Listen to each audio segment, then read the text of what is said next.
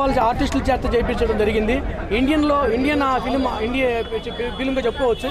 అన్ని భాషల్లో ఆర్టిస్టులని, హిందీ కానీ, తమిళ్ కానీ, ఇక తెలుగు కానీ అందరూ ఆర్టిస్టులను చూసి ఈ సినిమా నిర్మించడం అంటే కొంచెం ఆశామ సవాళ్ళతో కూడిన అంశం.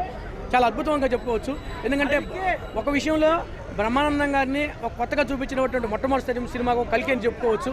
ఎందుకంటే పెద్ద ఆర్టిస్టుల చేత ఇంత అసలు ఎక్కడ బోర్ లేకుండా, సాంగ్స్ కూడా ఎక్కువగా లేకుండా అద్భుతమైన స్టోరీని క్రియేట్ చేయడం అంటే మాటలు కాదు. ఇంటర్వ్యూల దాకా కూడా స్టోరీ రివీల్ కాదు.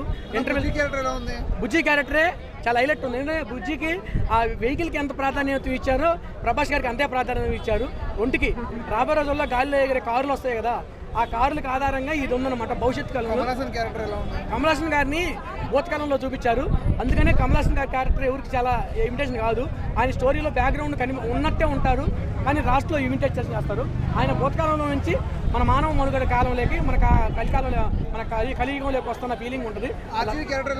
ఆర్జీవి గారు, రాజమౌళి గారు వీళ్ళందరూ కూడా ఒక షాట్లో అట్లా అంటే ఒక సీన్లో వచ్చిపోతుంటారు.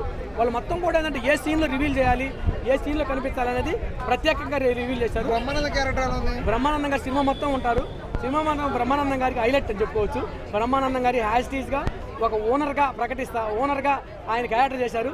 బ్రహ్మానందం గారికి ప్రత్యేకంగా ఆయన చెప్పడం అనేది హైలైట్. ఆయన హ్యాస్టీస్ సరిపోయింది. అంటే ఆయన ఏజ్కి గేజ్కి కరెక్ట్ అని చెప్పుకోవాలి.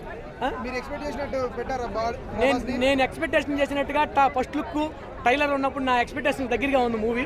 ఎందుకంటే భవిష్యత్తు కాలం, భూతకాలం, ఇప్పుడు మన జరుగుతున్నటువంటి 3 కాలాలు ఉన్నాయి.